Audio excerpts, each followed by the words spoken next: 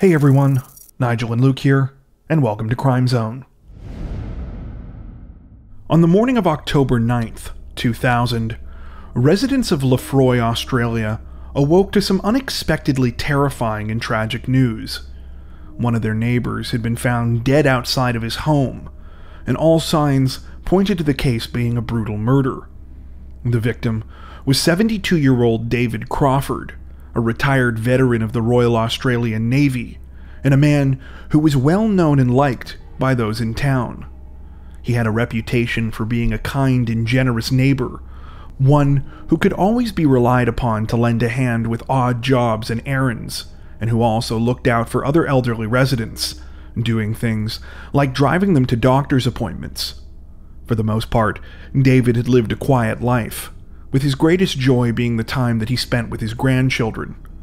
Needless to say, he didn't have any known enemies, nor could those that knew him think of any reason someone might have wanted him dead. The lack of any discernible conflict in David's life was only part of what made his murder so troubling, however. You see, Lefroy is a tiny former mining town located near the northern coast of the Australian island of Tasmania. While the island itself only has a population of about 570,000, Lefroy is small even by Tasmanian standards, and is home to just a few dozen people. The most up-to-date numbers we were able to find estimate that about 76 people currently live in Lefroy, and it's a safe bet that there were probably even fewer residents back in 2000. All of this is to say that violent crime was not something that the people of Lefroy were used to. What was worse, given how few people passed through the town, it meant that the culprit was likely one of their own. The biggest surprise was still yet to come, however. It turned out that there was a silent witness to David's brutal murder, one that would ultimately provide police with the information they needed to put his killer behind bars. Before we get to the main part of today's story, if you find our videos interesting and informative, don't forget to like and subscribe to Crime Zone for more true crime content like this. It really helps us to continue building the channel, and if you've watched a few of our videos already, you might not even realize that you're not subscribed. While you're there, don't forget to hit the notification bell to stay up to date with our latest releases. Alright, with that out of the way, let's get to the video. The investigation into David Crawford's murder officially began at around 7:30 a.m. that morning, when police received a call from a pair of cousins who had stumbled across his body while out walking their dog. The 72-year-old was found lying unresponsive on the grass outside his house. He was wearing pajamas and had obvious wounds to his face and head, which police theorized were the result of being struck repeatedly with some kind of unknown heavy object. However, that object was not able to be recovered at the crime scene. A search of David's home revealed that his wallet, which those that knew him said was always in his bedroom, was missing. This indicated to police that robbery was a possible motive, especially since many elderly residents of the town were known to keep sizable amounts of cash in their homes. Despite this seemingly promising clue, however, none of the rest of the house bore any of the hallmarks of a typical burglary. There were no signs of struggle or forced entry, and no fingerprints belonging to anyone other than David were found inside.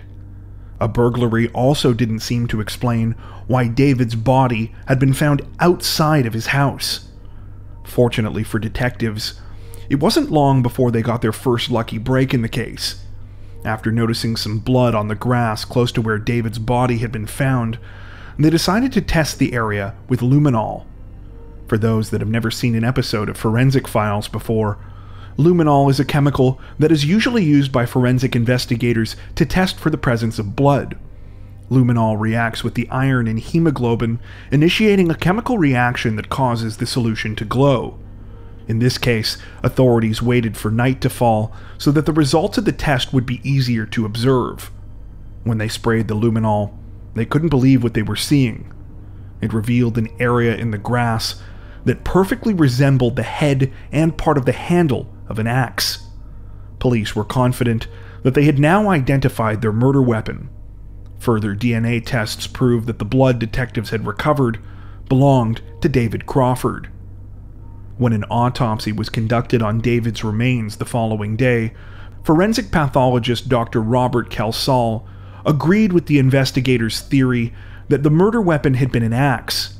He also confirmed that these blows to the face and head had been what had killed David, and was able to narrow down a possible time of death to between 4 and 7:30 a.m. on the morning he was found.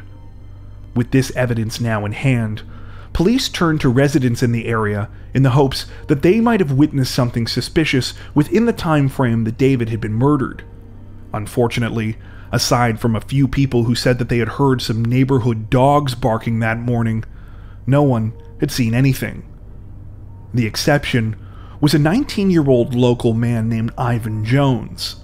While Ivan told police that he also hadn't seen anything on the morning of the actual murder, he claimed that a few nights prior he had observed a man with a flashlight who appeared to be poking around outside of David's house during the middle of the night.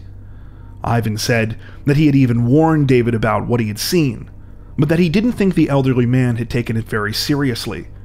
He stated that he didn't recognize the unknown man, though, and had no idea who he might have been. While Ivan's account could have been seen as yet another loose end in the investigation, something about the story didn't sit right with detectives. Instead, after hearing him out, detectives asked Ivan where he had been at the time of David's murder. You see, Ivan and his cousin, Darcy McLean, had actually been the ones that had found David's body in the first place and alerted police. This in and of itself wasn't all that suspicious, but now it seemed that Ivan was further inserting himself into the investigation by claiming to be the only person to witness anything strange at David's house in the lead-up to his murder. It all seemed a bit too convenient to detectives.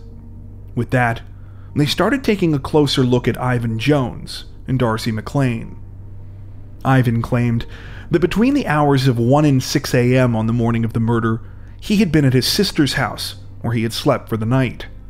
This was corroborated by Ivan's sister, who said that he was there that morning, and that as far as she knew, he had never left.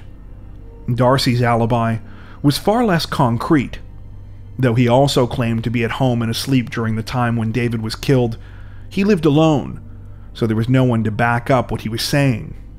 Despite this, Darcy was able to give police a couple of very useful pieces of information.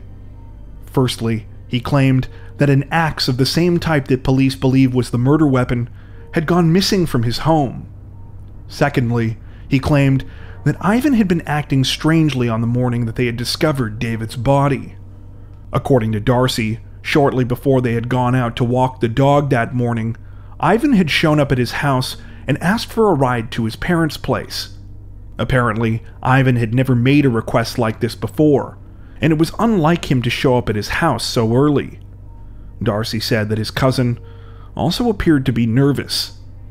Though these statements put the focus of the investigation firmly on Ivan Jones, authorities knew that the small amount of evidence they had so far would be insufficient to prove any kind of a case against him. In particular, detectives were going to have to find a way to poke holes in his alibi. That's when a discovery was made that blew the case wide open.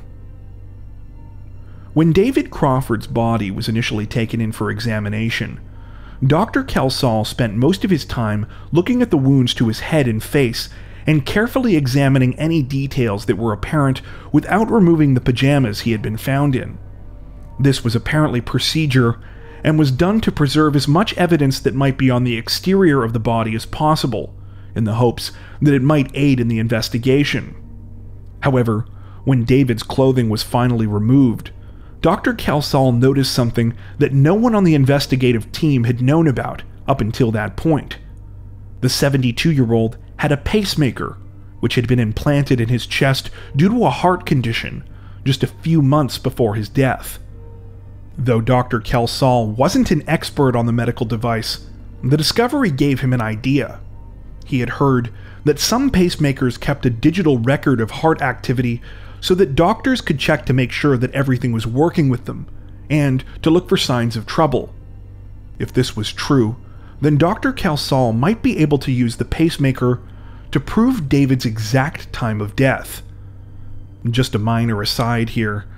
Contrary to how it's portrayed in a lot of crime TV and movies, determining an accurate time of death is actually an extremely difficult thing to do. There are a huge amount of factors to take into consideration that can affect how a body starts to break down after death, and in many cases, the most concrete predictions that can be made only narrow this window down to a span of at least a few hours. As previously mentioned, initially, Dr. Calsall had been able to conclude that David likely died between 4 and 7:30 a.m. on the morning of the murder. However, this was nothing compared to what David's pacemaker could potentially tell him. All of that being said, after the forensic pathologist came to this realization, he knew that time would not be on his side. David had been found nearly 30 hours ago by this point, and while his pacemaker would likely have been unaffected by the actual attack, the small device had a limited amount of memory it could store before being overwritten. Most similar devices at the time reportedly had a memory of under 2 days, meaning that if investigators didn't get the information they needed off of the pacemaker soon, the crucial window of time that they needed to look at would be lost forever. In an amazing stroke of luck, Dr. Calsall was able to get a cardiology technician to come almost immediately, and they were able to get to the data that they needed in time. The forensic pathologist would later state that it was close. If they had waited even a couple of hours longer, the information investigators needed would have been overwritten in the pacemaker's memory. In yet another lucky break, it turned out that David's pacemaker had also been a relatively modern model for the time. An onboard computer chip in the device was designed to log what were referred to as event memories, basically points of note in heart activity to make it easier for doctors to find areas of interest. This allowed authorities to create a detailed graph with the pacemaker software, allowing them to retrace David's final moments. Based on the data, investigators were able to see that David had gone to bed just after 10 p.m. on October 8th. He had remained asleep until 4:46 a.m., when he woke up and the pacemaker showed that he had engaged in some level of activity. Authorities speculated that this might have been when he went outside. At 4:54 a.m., his heart rate spiked dramatically, indicating that this was likely when he had been attacked.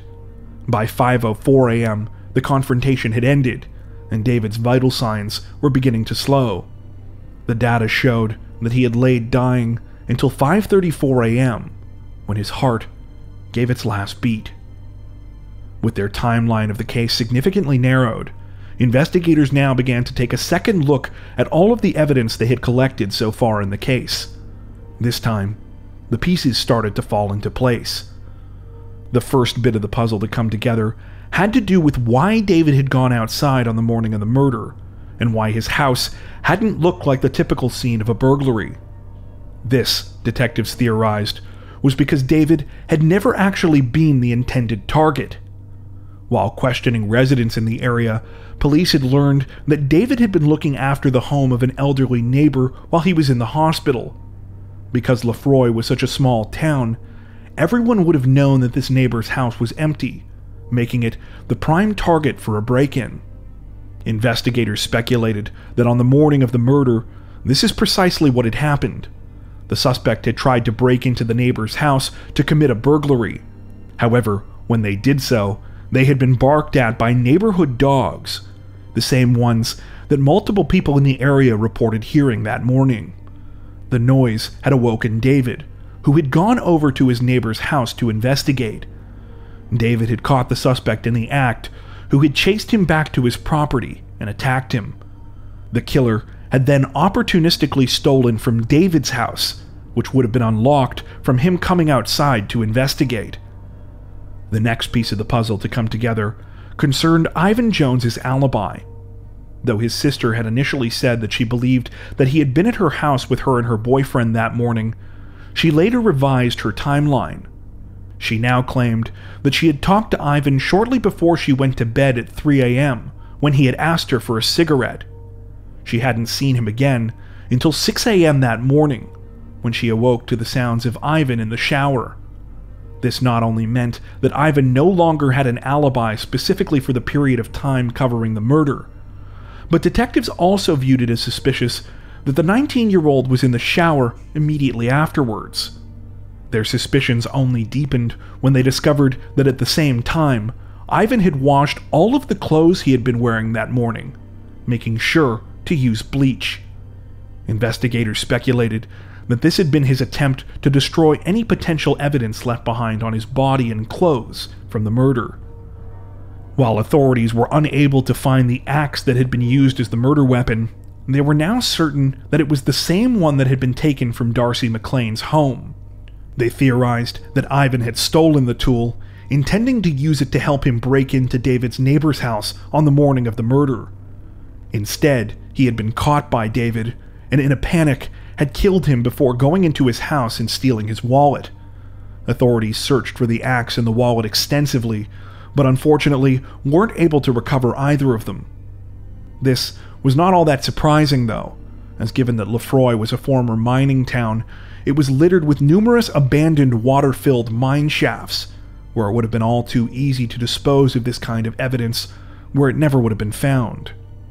What investigators did find, however, was nearly just as good. While searching Ivan's home, they discovered a large metal flashlight, which had been concealed in a small sort of crawl space area of the foundation, accessible from the exterior of the house. It was obvious that the flashlight hadn't been there for very long, as despite being more or less exposed to the elements, the item was fairly clean and wasn't covered in any kind of dirt or dust. In fact, it looked as though it might have been recently wiped down. Though they weren't able to recover any fingerprints from the flashlight, when investigators did a thorough swab of the item, paying special attention to the area in and around the on and off button, they were able to extract a single DNA profile. It belonged to David Crawford. Authorities therefore speculated that after being woken up on the morning of the murder, David had grabbed a flashlight to see what was going on. After beating David to death, Ivan had stolen the flashlight, though he'd not disposed of it the same way that he had the wallet and the axe. None of the sources we came across provided any sort of insight as to why Ivan might have kept the flashlight, though if you ask us, it's possible that since it was still dark outside after the murder, Ivan might have kept it to use as a light source when he dumped the other items. This likely would have come in handy, especially if Ivan did as police suspected and got rid of the items in an abandoned mine shaft. The light source would have both allowed him to make sure that all of the items were well hidden and stopped Ivan from accidentally stumbling into one of the mine shafts himself. However, this is pure speculation on our part. After disposing of the incriminating items, police theorized that Ivan had gone back to his sister's place, made sure that she heard him in the shower as part of his alibi, and then had gone over to his cousin Darcy's house, evidently believing it would be less suspicious if he made it look like he was the one who had stumbled across David's body and alerted the police. The irony of this, of course, was that this move was ultimately what made Ivan look suspicious in the first place, and his rush to have the body discovered was what gave investigators enough time to recover the data from David's pacemaker. If Ivan had waited even a couple of hours to alert police, detectives might never have been able to find the valuable information on the device that they needed, and they might not have been able to poke holes in his alibi. Instead, David's pacemaker ended up being the key to the entire investigation, and when the case subsequently went to court, it apparently marked the first time that data from a pacemaker was used in a murder trial. In October of 2001, Ivan Jones was convicted of murder and sentenced to 20 years in prison. Despite the senseless and violent nature of his crime, according to reports, Ivan was given parole almost immediately after becoming eligible in March of 2011, upon serving his mandatory 10-year non-parole period. Even so, it appears that Ivan has been in and out of jail ever since, mostly due to drug-related parole violations. His parole was first suspended in October of 2014 when he failed a drug test, but this was only briefly, and he was soon let out for a second time. This happened again in 2016, 2017, 2018, 2020, and 2021, though it's worth pointing out that none of these breaches of parole were for violent offenses. The most current information we were able to find about Ivan states that he was last paroled in December of 2021. Before we wrap up, we'd like to take a minute to thank our amazing supporters over on Patreon. As many of you are aware, our situation on YouTube always seems to be a bit uncertain, but our patrons help to ensure that we can continue to make content like this long term without having to worry as much about what surprises might be thrown our way. Plus, patrons also get access to 4 additional stories per week for each of our Crimes of the Week and Crimes of the Week International videos. If you'd like to help support the channel directly, head over to patreon.com/crimezone to join. You can also find that link in the description below. As always, thank you so much for watching, and take care.